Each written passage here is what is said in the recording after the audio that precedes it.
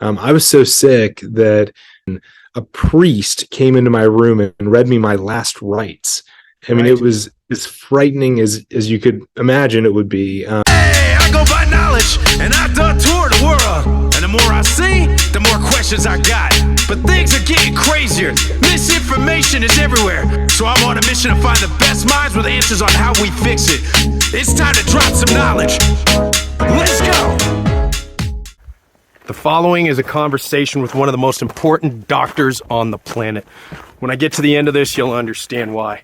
Dr. David Fajgenbaum has one of the most fascinating stories I've ever heard. He wrote a book about it, and before I go into the details, you're not going to believe the story because as a doctor, he was helping people on their last days when within a few weeks, he himself faced death. But not once, not twice, not 3 times, 5 times, he almost died because of a mysterious illness. Now, what's so fascinating is he knew his days were numbered, and in the race to save himself, he miraculously came up with a cure. He cured himself of a rarely known disease. And not only that, the way he did that, he came up with one of the most ingenious solutions in modern medicine. His techniques have now become a foundation, and he's devoted his life to saving millions of people. And yet he's barely well known. And that's why I want you to listen to our conversation and find out his story, because by the end of it, you're going to want to share it too. So join me on this podcast while I chat with Dr. David Fajgenbaum. It's dangerous knowledge. Let's get into it. It is my pleasure to welcome the man that wrote this book that captivated me. It's called Chasing My Cure. Dr. David Fajgenbaum, welcome to Dangerous Knowledge. Thanks so much for having me on. I'm really, really excited about this. Thank you. We got to know more about your story because it's incredible, right? I mean, you were a full-time athlete. You were an accomplished football player, quarterback. You were devoted to football, among other things. And you were called the Beast, right? In college, maybe in high school too, right? I don't look like the Beast anymore these days. No, I mean, hey man, we both had a love for bench pressing. I was literally reading your amount you bench press. It was like almost exactly like me. It was super cool. But then what happened? So I was as you said, I was totally healthy, had never had any medical issues at all, and over the course of a couple of weeks I started noticing some like lumps appearing in my neck. Noticed I was more tired than I'd ever felt before.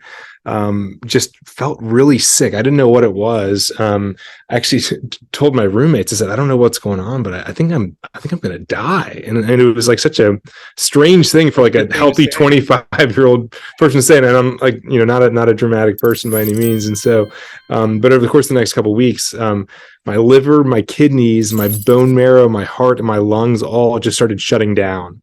And so I went from taking a medical school exam, like down the hall to the emergency room, and they ran some blood tests on me, and they confirmed that like literally all of my vital organs were shutting down, and they had no idea why. And so they admitted me to the hospital, and then they transferred me to the intensive care unit. And over the next few weeks, I gained 70 pounds of fluid because my liver and my kidneys were not working. I needed daily transfusions of red blood cells and platelets just to keep me alive.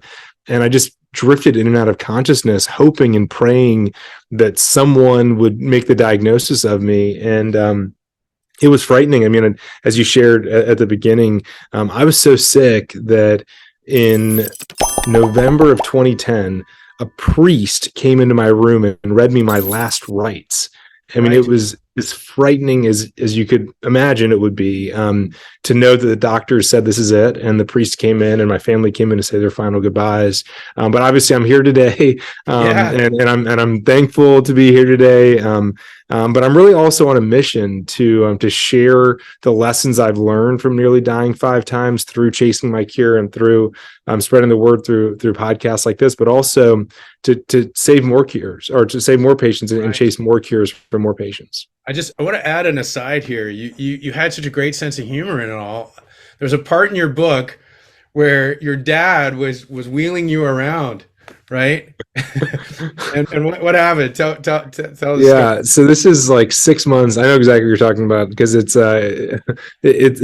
definitely, it definitely sticks out in my mind. I know exactly what you're talking about. So 6 months into being in the hospital, my dad and I are walking around the hospital.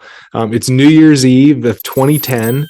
And I just gotten a bunch of chemotherapy, so I'm bald because all of my hair fell out, and I've got this huge belly because my liver and my kidneys were not working. And we're walking around. I've got my IV pole and my big belly, and we passed this guy who's clearly been drinking on New Year's Eve. It's like 8:30 p.m. on New Year's, and he's like swaying in his chair. And the next time we walk around, we saw that this guy fell onto the ground, and so my dad ran over to him and. Sorry, my mic got unhooked. I can hear you. Do you do a way of? Is there a way to actually like go back in time on the podcast and cut a piece out or not? Oh yeah, I can edit it after. Okay, cool. So maybe I'll just because my headset my mic fell out. So anyway, okay. So where should I start back from within the story? I was getting so into it that I like moved in my chair. We can hear it all. So. Cool. Okay, so I'll dive back into the part where this guy falls onto the ground, and so my dad runs over to him to get him back into his chair and help him back up, and he looks at my dad and he says, "Thanks so much. Good luck to you and your wife." We're like, "Wife? What is he talking about, wife?" And I looked down at my belly and I realized that he thought that I was my dad's pregnant wife, and that we were walking laps around the hospital, to deliver our child together on New Year's Eve of 2010. And that was definitely a low point emotionally for both of us. But just like you said, finding humor in that and in life's challenges, for me, that's been such a game changer. No matter how low things get, if you can find something to laugh about with the people you love, that can really help you get through those times. Yeah. And I mean, it's interesting because, you talk about, you have a really interesting background too, right? Your parents are from Trinidad. That's right. And your father's Jewish and your mother's Catholic? Well, my father's half Jewish, half Catholic. Yeah. So I'm 3/4 Catholic. Exactly. Yep. Okay. So you see, and you talk about religious faith in the book, and you're a doctor, which is, I've always been fascinated by this, intersection between faith and religion. You talk about your mother passing away from cancer as well.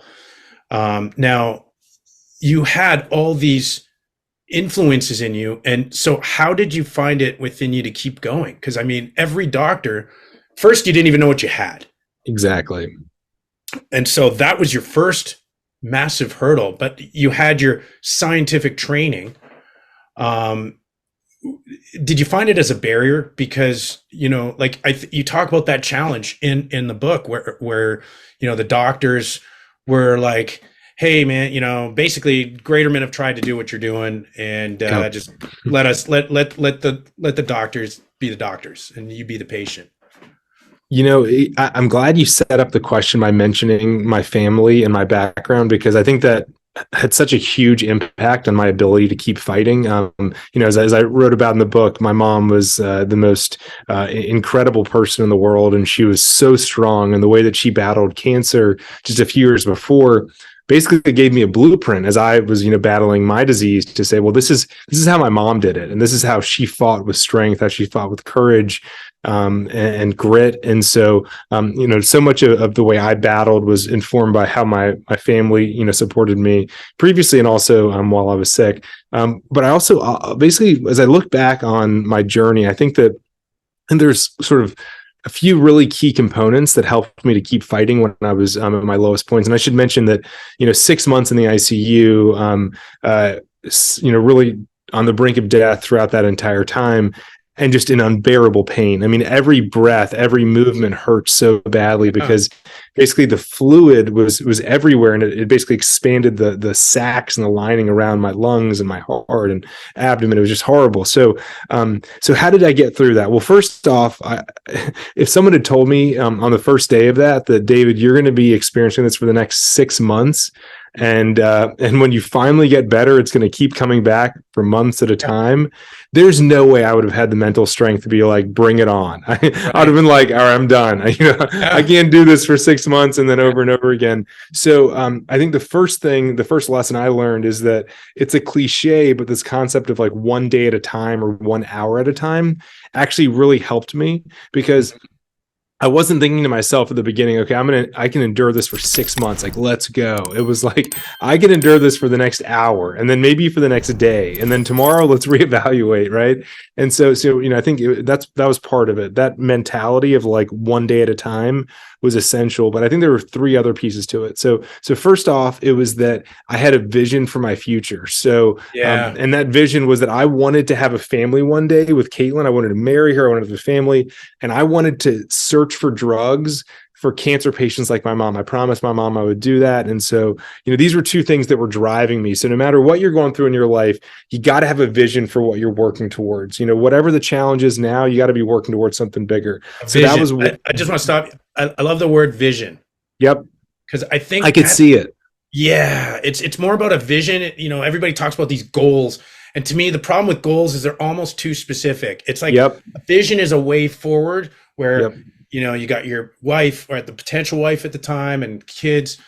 And I think that's so important. Sorry, continue. Yeah, no, absolutely. So it's, vision for the future. That was number 1. Second was support by my side. So I had my dad, my sisters, my girlfriend, Caitlin, sitting beside me, like literally giving me support, like telling me, Dave, just keep breathing, and that's what I needed when I was really, really struggling. And then the third is what I mentioned at the beginning. And that's, really thinking about things in tangible units. And so like, okay, I can handle this for today. I can handle this for the next hour. And so I think these 3 things or 3 components are really applicable no matter what you're facing in life. Vision for the future, support by your side, 1 step at a time. And I think that, we can accomplish things that we would never have imagined possible when you do those 3 things. And it's sort of the same framework that I've used for a lot of things beyond my battle against Castleman's.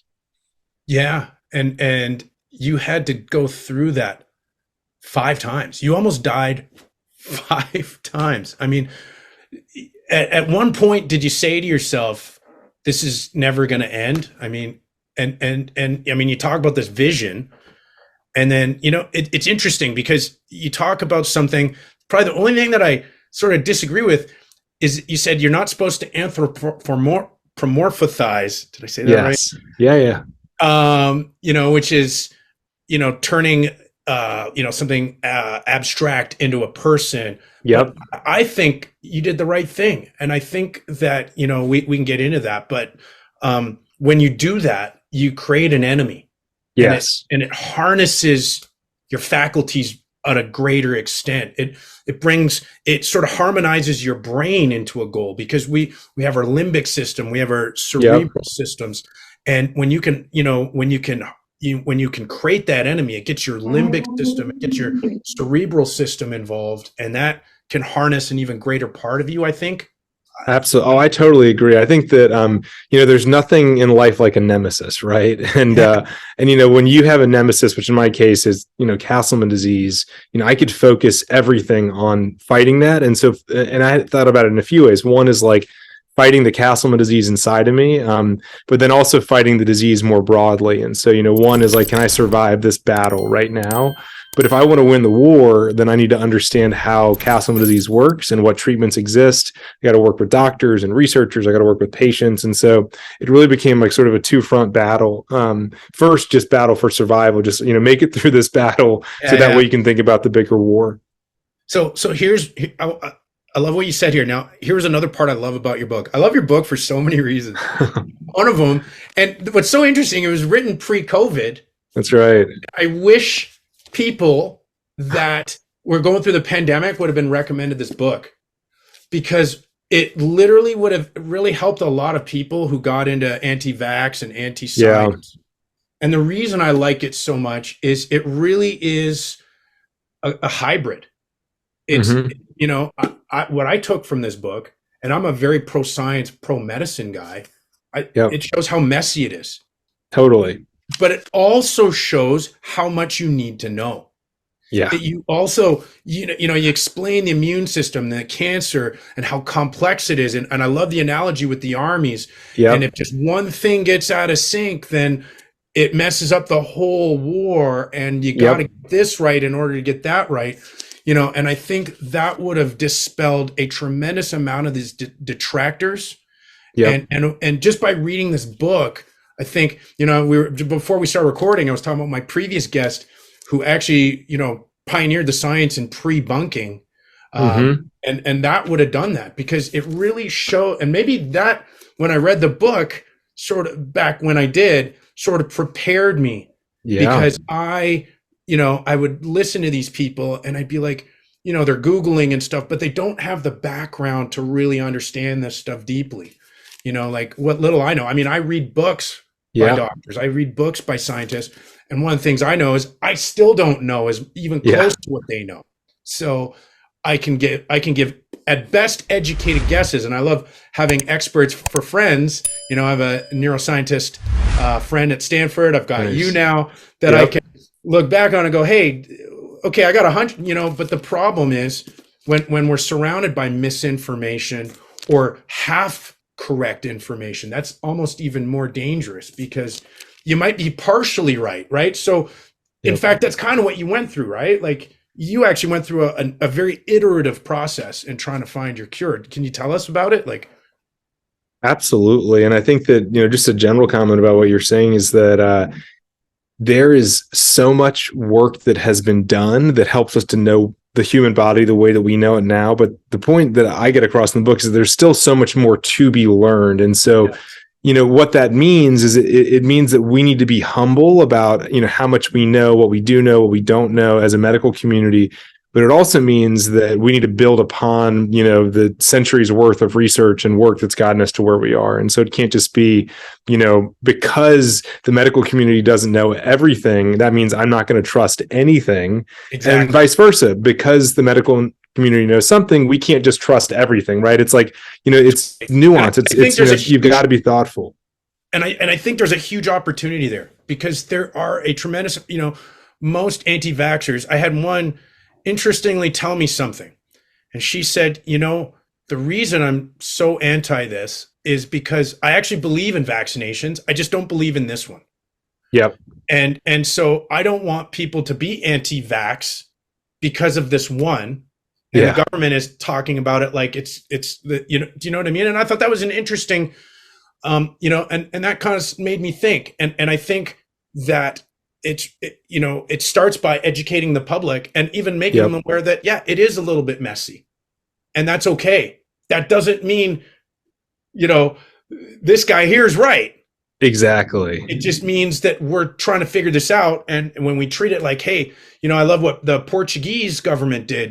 Their health minister would dress up in military fatigues and talk about COVID being the enemy. And I thought that was a great analogy. And some people, they discount the importance of symbolism. And I think this is where scientists and doctors, they take on almost too cerebral an approach. And the mistake they make is twofold. Number one, they think about their tribe, and they don't think that they themselves are in a tribe, and they don't understand that the other people don't know what they know. Yes. And that sometimes and communication is just so essential.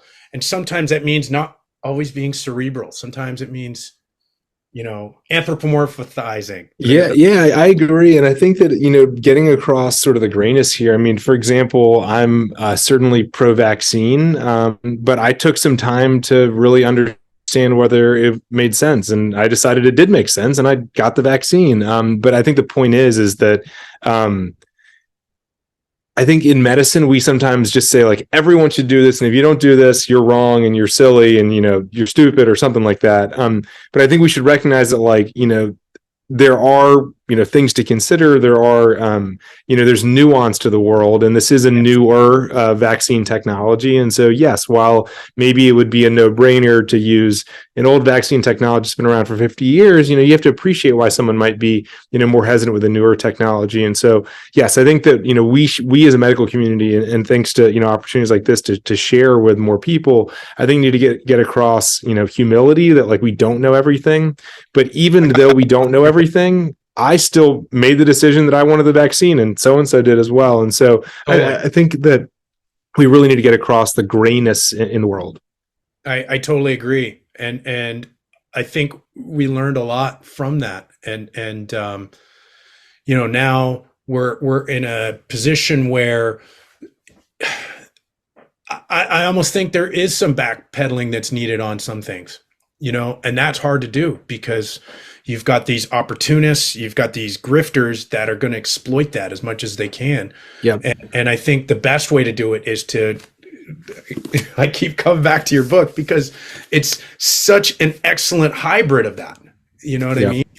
And so we got to come back to your story because, so here you are, you're literally read your last rites again. Was this on your 5th time, or your last rites were my first time, but then I went on to nearly die 4 more times. Thankfully, they didn't bring in a priest each time, but yes, I got very, very close many times. Like to see a priest walking in.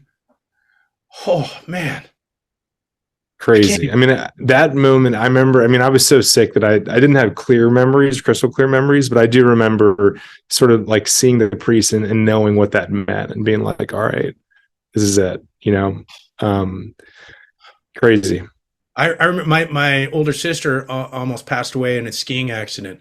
Oh, so sorry to hear that. Yeah. And it really affected us. And, my parents did the similar, thankfully, she survived, right? But I can't, it's interesting because also in your book, I remember we talk about your faith and your mother and I hate to do this and I hate to sound cliche, but maybe that is your purpose. Maybe it was learning that humility because you talk about your patients. Yeah. And I remember you mentioning in your book, maybe doctors should have to go through, like, what was it that, your an NG tube. Yeah. Tube put in through your nose and into your stomach. Yeah.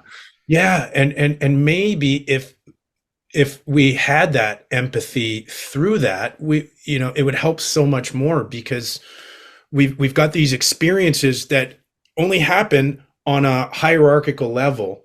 Exactly. And so, but we're at an age now where information is so accessible. I mean, how did you get, so tell us the process. You went from this to how do you start getting information?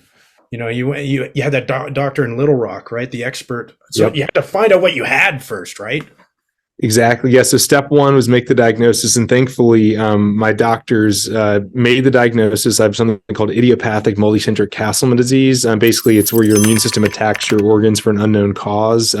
Idiopathic means we don't know why it happens. You never want a disease with idiopathic in the name. That's not a good thing. But basically, it sort of has aspects that are kind of like a cancer and aspects that are kind of like an autoimmune disease. And it really sits at the intersection of the two. And so you treat with chemotherapy. About 5,000 patients are diagnosed every year in the U.S. with Castleman's, which is about as common as ALS, which you're probably familiar with, and other readers, our listeners are as well, more so than Castleman's. And so it's rare, but it's not that rare. So finally get the diagnosis and find out that, the world's experts in Little Rock, Arkansas. So with the diagnosis, I got a bunch of chemotherapy that saved my life, but I knew that it would keep coming back because that's what happens with the disease unless we could find another treatment. And so I went to see this doctor in Little Rock, relapsed again while I was out there, spent weeks and weeks in the ICU. And that was when I was confused by my father's pregnant wife. I was actually in Little Rock. But I got a bunch of chemo. It saved my life again in Little Rock. I got put on an experimental drug, a drug that we hoped would keep me in remission.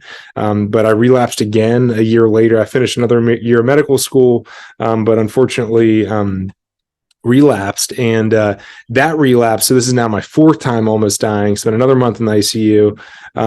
That was probably the hardest one emotionally because I was on this experimental drug, and I talk a lot about hope in my book. I mean, hope is in the subtitle, A Doctor's Race to Turn Hope into Action, because I think hope is so important. And I think there's a lot of sides to hope. And so, for me, I was really hopeful that some doctor somewhere would figure out a treatment for me, or I was hopeful that drug, siltuximab, would work for me. But when I relapsed, I was objectively out of hope. Like, I had no reason to be hopeful any longer. There were no drugs in development. Right. There were no more promising leads. But I still hoped for a future. I still wanted to have a family with Caitlin. I still wanted to develop cures and treatments for patients like my mom. And so how do you create hope in a place where there isn't hope? And for me, what I've learned, the way you do that is that you reflect on what you're hoping for, and then you turn your hope into action. And so by that, it was, okay, if I'm going to hope for a future, I can't wait around. I can't sort of like, hope and pray and wait, right? Because it's not going to happen. If I'm going to hope for it, that should inspire my action. And my action will now be to be a part of trying to cure my disease. And maybe I can find a researcher somewhere that can help me out, or maybe I can do something in the lab that can help me out. I mean, and honestly, not to quote Dumb and Dumber, but I really felt like, I felt like Lloyd Christmas when, I had about a 1 in a million chance that I would survive. And I said, so you're saying there's a chance? And, that's how I felt. And it was like, okay, I probably had a 1 in a million chance, but so you're saying there's a chance. And so I decided to chase after that 1 in a million chance, and knew that it was unlikely I would find something, but I knew I wouldn't be here. I wouldn't be alive right now if I didn't search for one. I'm trying to think of a good Borat quote, because you talk about Borat. Borat's my guy. I love Borat. The movie too, man. It's one of my favorite movies. I know, it's comedic genius, right? So good. Why I love that movie so much is its humor is so stupid.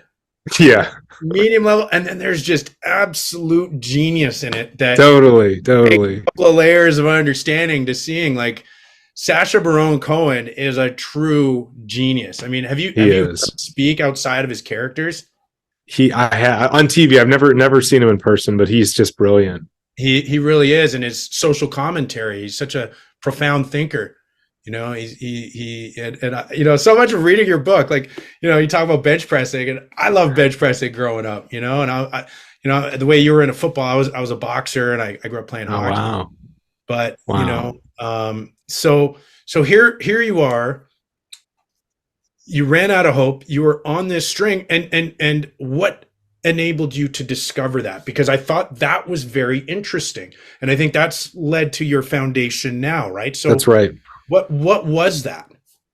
Sure. So there were two things that were going through my mind when I got out of the hospital. The first was that we couldn't do things the way they'd been done, because Castleman's has been around forever, and it had been described by doctors for the first time about 70 years ago.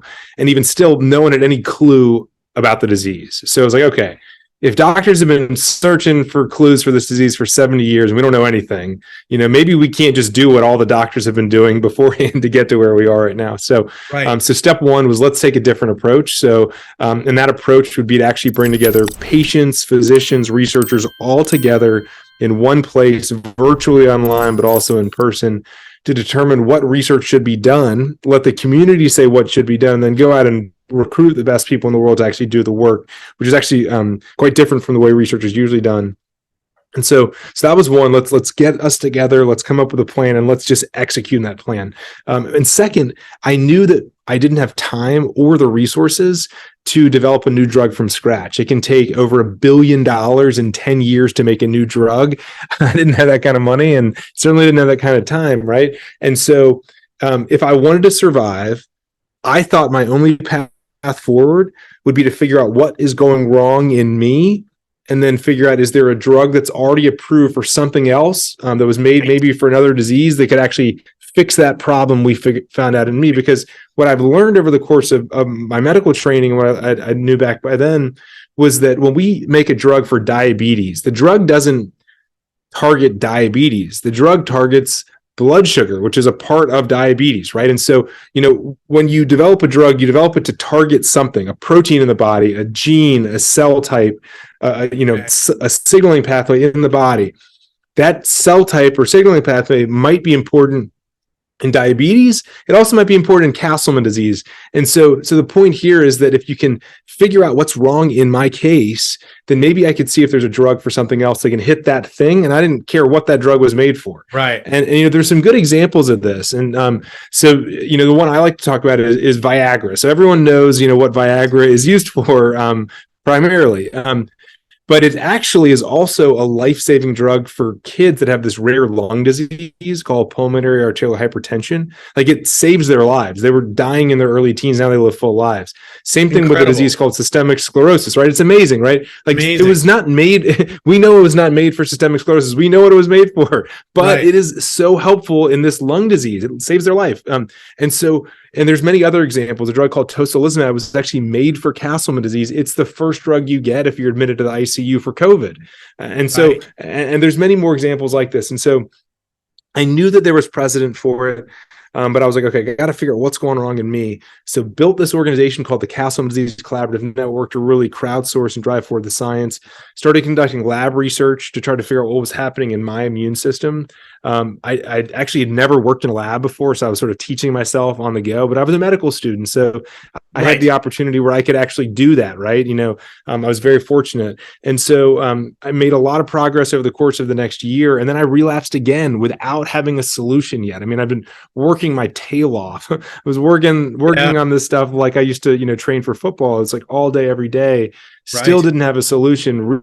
Relapsed, spent a month in the ICU again, got chemo again to save my life.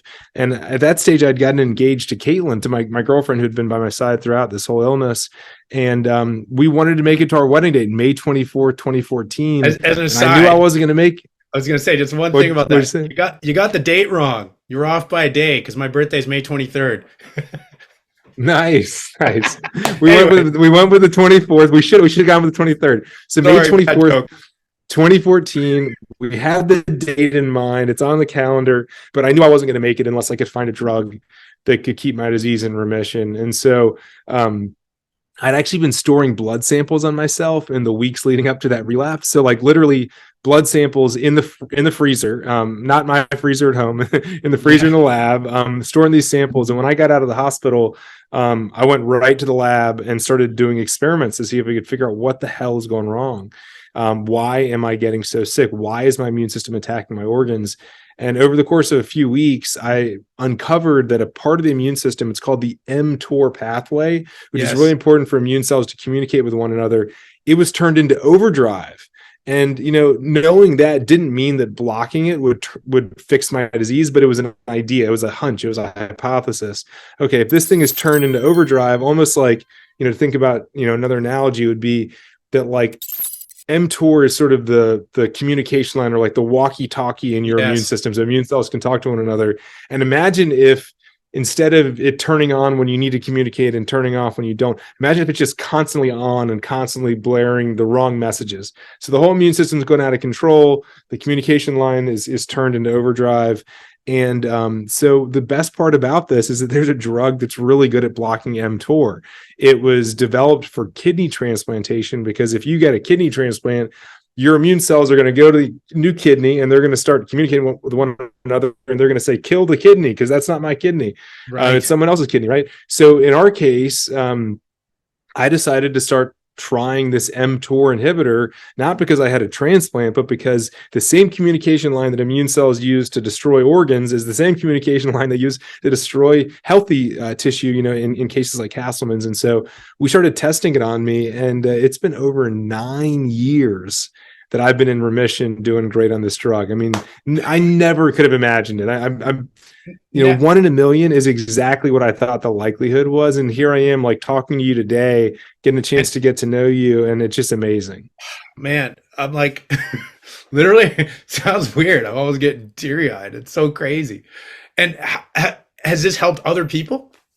It has, and that's probably the thing I'm most excited about. So, my book's called Chasing My Cure, but we really should have called it Chasing Our Cures, because the moment that we figured out this drug worked for me, you can imagine all I'm thinking is like, okay, how many more people can benefit from this drug, right? Yeah. And so we've been able to treat patients all over the world with the same drug, and it has been like, I can't tell you, the first kid that we treated was actually Children's Hospital of Philadelphia, so just down the street, 13-year-old. boy who was getting really sick really quickly. And nothing was working. None of the other treatments for Castleman's were working. And to see like his turnaround within a couple of days was honestly, someone asked me recently, like, what are some of your life highlights? Like the highest moments of your life. And that was up there, right, with like getting married to my wife, like our wedding day and the birth of my child, right? I mean, they're like on the same level, right? It was the most amazing moment. See this person having their life coming back, from this medicine. So that's been amazing. But the treatment only works in about half of patients. So we've still got work to go for Castleman's patients that don't benefit from this drug. And so as a result, I finished up med school and then business school. And then I joined the faculty here at Penn to focus all of my time on trying to unlock more treatments for Castleman's and for diseases like Castleman's. And I'm so excited to share that over the last 8 years, we've unlocked 11 more drugs for new diseases than they were initially intended for, right? So sirolimus for kidney transplantation, using it for Castleman's. We've done this 11 more times. And so I've been so fired up because we have patients all over the Philadelphia area, all over the US, all over the world that are alive today because of a drug that was not made for their disease. It was made for something else. Right. But we figured out it could be used in a new way. So I've gotten so excited about this and so fired up that 6 months ago, we launched a new organization called Every Cure that's on a mission to unlock the full potential of every drug. So whether the drug's Viagra or sirolimus or whatever it may be, we believe it should be used for every disease and every patient that it can possibly treat, which is actually not the way the system's set up. Exactly. The system really is set up, you develop one drug for one disease and then you move on to a new drug for a new disease. But we as a society have got to come together and say, enough's enough. If a drug is made and it's effective for one disease, we have to figure out all the other diseases it can be helpful for. How many? So I'm so excited about this. It's interesting you say that because on a very like I am, like I've told you, I'm obsessed with the brain. I read books about everything, and there's a big brain, like you talk about the mTOR pathway, which also applies to muscles. You use certain supplements that do the same thing. And I've used supplements for 20 years that I have sworn have had positive effects beyond muscles. And two of them, creatine. And another one that's a precursor, like it's an NO2. Arginine. Arginine and citrulline malate. That's right. And arginine alpha glutamate, agmatine sulfate. And I've always said there's two things about these. They seem to make me smarter and happier. Wow. And more creative. Wow. And a scientific study that just came out saying creatine actually has been scientifically shown to actually up IQ. Wow. Yeah, and I've always known this. And I've always said, man, I wish I had my own research faculty where I can say, I wrote these scientists, they haven't wrote me back. And I said, look into NO2 precursors because I swear on my life that these things work. There's so many things that I got from your book that, let's talk first about this, because I think this is tremendous what you said. We've got to get the word out. And I agree with you. I totally agree. I think that, you distracted me. I'm like so interested in this creatine IQ thing. I actually was like looking on my phone at the paper. I just found it. Cool. We could talk about more because there's more that I don't think have been explored enough. Are you familiar with like TDCS? No, I'm not. It's literally electrocuting your brain. And it works. Geez. Scientific. Look up the science, man. Like it's incredible. That is awesome. Yeah. Well, I think that what you're talking about is thinking about, you've got a solution in front of you and how many more things can that solution be helpful for, right? Right. Whether it's, creatine, you were using it for exercise, but now maybe it's got cognitive benefits and sirolimus in other ways. And I think that this is, as we've chatted before the podcast, it's really clear that you're one of these people that are called horizontal thinkers. So, so a vertical thinker sees a problem in front of them and tries to dig into that problem to find a solution for that one problem. A horizontal thinker, which I'm also a horizontal thinker, by the way, says, I see a problem in front of me. I want to find a solution that already exists and then apply it to this problem. Let's not reinvent the wheel. Let's look at all these other fields and let's figure out all the things that are out there. And because, hey, it's a lot easier to take something that already exists and apply it to this problem than create something from scratch. And so I love the way you're thinking about this. I'm so glad that your listeners get to hear you, through your podcast. And I mean, for me, I am just totally on a mission right now to just, grow every cure as much as we can. I mentioned we launched 6 months ago at the Clinton Global Initiative. President Clinton saw your picture with President Clinton. Yeah, he had actually read Chasing My Cure and reached out to be like, I want to help any way I can. Every president needs to read it. Everybody needs to read it. Well, it was on President Biden's desk in the Oval Office over Christmas. Which was pretty cool. It was really cool. Amazing. Really cool. Yeah. And yeah, so for me, it's about how can we raise as much awareness as possible about the potential to use drugs in ways they weren't initially intended for to save lives, and how do we raise the funds so we can do the clinical trials to prove that these drugs really work in new ways, and how can we really change medical research? This is not how medicine is done, right? One drug, one disease, move on to the next one. But lives are at stake, and I'm alive because of it. So, while I'm here, however long that's going to be, it's just all about figuring out how do we unlock the potential of every drug. So if it's your neighborhood pharmacy, that it can be used for you, if it can be life-saving. And on that, I want to suggest a potential solution. I love it. Because you're right. I am a lateral thinker, and so are you. And I'm going to use one word, and then I'm going to extrapolate. Music. Yeah. Music.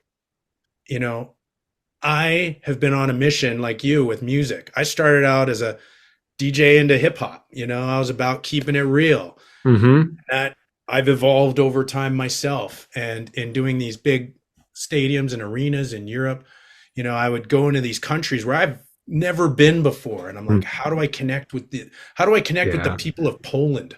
How do I connect with the people in Germany? Wow. I don't even speak their language. Yeah. And I'm about to go in front of 25,000 people have never heard of me. Wow. It's scary. It's actually modestly terrifying. So I discovered a way to bridge with music in ways that I don't think even other DJs use. And in doing that, it helped me unlock incredibly powerful ways to communicate with people, whether it's language.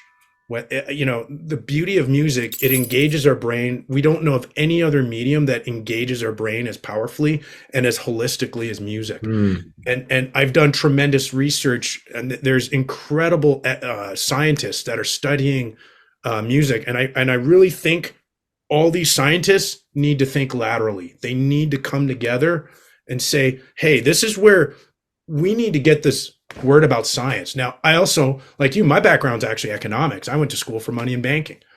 Wow. So I know, and the business side of this is so, you talk about it in your book. We need to raise more money. And I think that comes with more people being aware, right? Yep. There are ways to tie this all in together that unfortunately, I don't think we have time to talk about now, but maybe we can talk about it another time, where there is a tremendous opportunity, I think, with artists. Music was very much seen back in the day. We know the Pied Piper, and the music was very much the messenger. Yeah. In ancient times, and I think there's a role for that today. And I love it. I love it. I mean, I would even say as well, I mean, there's a lot of precedent for repurposing in music, right? As a DJ, you're, sort of taking something and you're using it in a subtly different way. Correct. And, you're creating something brand new that's like, amazing, from the ingredients that were for something else, And I think that, that's so cool because, what you're doing in your work is so parallels what we're doing. I don't know, maybe there's a way that we figure out how to raise some awareness about every cure and about this opportunity together through your work and through my work. Yeah. I'd love it. I would love to do something with you like that. We got to talk more. We got to get some celebrities involved. I agree. We've got to get more art. And I think the biggest opportunity lies in young artists. Yep. They want a mission. They want a purpose. And here's a way to do that. Here's a way to bridge scientists, doctors with young people in powerful ways that can make meaningful differences for people. I totally agree. We definitely need to keep the conversation going. I'd love to figure out a way to work together. So I think on that note, let's leave this as a to be continued. I love it. I hope you guys have enjoyed our conversation. I have. Truly one of my favorite books I've read ever. And as most people that know me know, I read a lot. I really hope you get this book. I would recommend actually getting it on Audible because it's a great listen because you actually narrate it. That's right. You know, and so I think it's a great listen. It's a dramatic. It's a movie. And when the movie does come out, remember you heard it here first.